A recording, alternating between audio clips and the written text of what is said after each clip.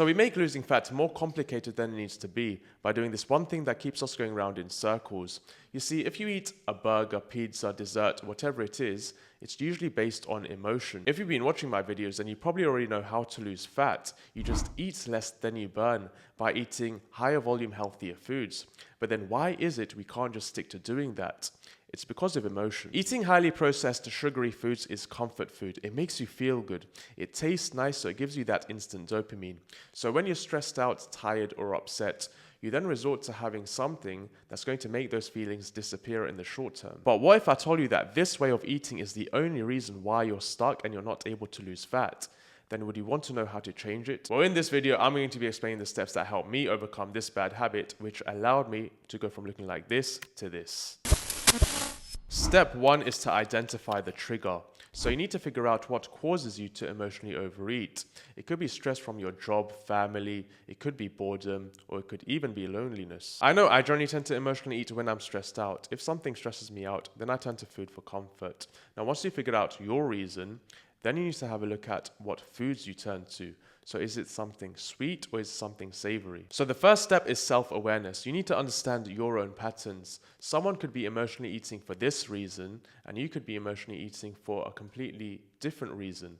So one person's way to overcome it will be different to yours. So once you figured out your reason for overeating, when you catch yourself in that state, it'll be much easier to stop it there and then. Step 2 is to find other coping mechanisms. Something that helped me was to find a healthy alternative to do when I was in this state. The reason why I emotionally ate is because I just wanted some sort of release, something that was going to relax me a little and get rid of those tensions that was built up. So instead, I ended up going for a walk or even taking a nap. So then when I came back or woke up, I was refreshed and I had a clear mind. You can either try doing this or something else, whether that be journaling or doing a hobby that you enjoy. Having a list of alternatives can give you go-to options when you have the urge to emotionally eat. Now, the next few steps are going to make it easier for you not to overeat by either changing your environment or the way you eat. Step 3 is to not leave such long gaps between meals. So when I used to leave long gaps between meals, so say I skipped breakfast or I had a long gap in between lunch and dinner, and if something bothered me or stressed me out during this time, then I would get more agitated by it, because generally when you're more hungry, things bother you a little bit more. Also, when you're hungrier, processed foods like chocolates and crisps looks 10 times more attractive, and that's why they're known as comfort food. So when I used to go hours without eating, by the end of, let's say, the fast, I felt super hungry. So mix that with not having a great day, and it's not a good combination. I would literally go and break the hunger with crisps, sweets, chocolates, because I was so hungry and in a mood. And this was me emotionally eating. So in my opinion, fasting or leaving long gaps between meals may not be the best approach when it comes to losing fat, as this can happen. For me, it's better to eat every 2 to 3 hours, but high quality meals, so that you stay satisfied and your hunger is controlled. That way, if you do get annoyed by something, it's less likely you'll go grab some comfort food. So if you think you're emotionally eating because you're leaving too long gaps between meals, try shortening the gaps with higher quality meals and higher volume foods and see if that works for you. Step 4 is to prep your meals in advance. So for those who watch my channel frequently know that I'm a huge fan of meal prepping, and for good reason. Meal prepping not only saves you time and energy, but it also gives you a solid meal plan which takes away decision fatigue, which will help you to not go off track. So when you're in an emotional state, the last thing you really want to do is cook, because you're already mentally tired from being stressed out or whatever it is that's bothering you. So then it's much easier for you to go and buy something or order something in. And this can lead you to making poor choices when it comes to food and drinks. So if you don't have anything prepped, then the result of that is that you're going to end up ordering something because it's easy and convenient. There's a saying that you should never really make a decision when you're in an emotional state. And this is completely true, because majority of the time, those decisions aren't going to be good ones. So you really want to take that decision-making process away from this scenario. So the best thing and the easiest thing to do is to meal prep. Have meals prepped in advance, so you don't need to think about what foods to eat. It's just there, and even if you're in an emotional state, then you'll just have that because you don't really want to throw the food away, or because there's food in the house and you won't feel the need to order it. Step 5 is to not keep processed foods in the house. Now this comes down to your environment, and I always say Make your environment as easy and as less distracting as possible for you to hit your goals. And that goes for any goals. For example, if you have a goal of starting a business, then lock yourself in a room with just your laptop so you can get a few hours of deep work done. And this will limit distractions like TV or people.